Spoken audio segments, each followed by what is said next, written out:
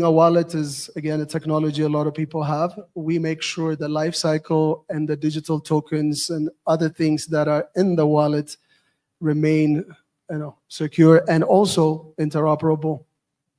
Yeah. You just mentioned about interoperability. A lot of financial services in Africa are siloed.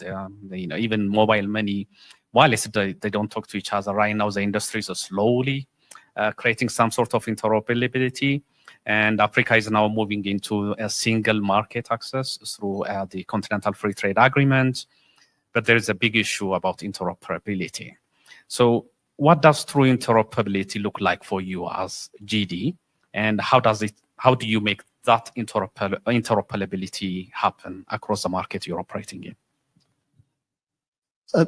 I think that's a very good question. And again, let me use a layman expression. So think of it, a very valuable thing is given to us.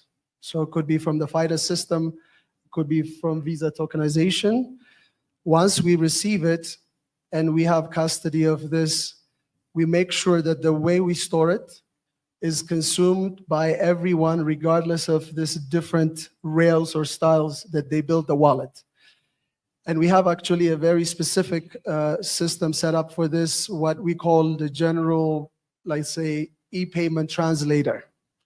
So ideally, again, to start from design to make sure there is one standard across the country for interoperability, that's the best way. But if we don't start from that, we can create a layer where all the additional consumers coming to that layer can understand the same information in their own way.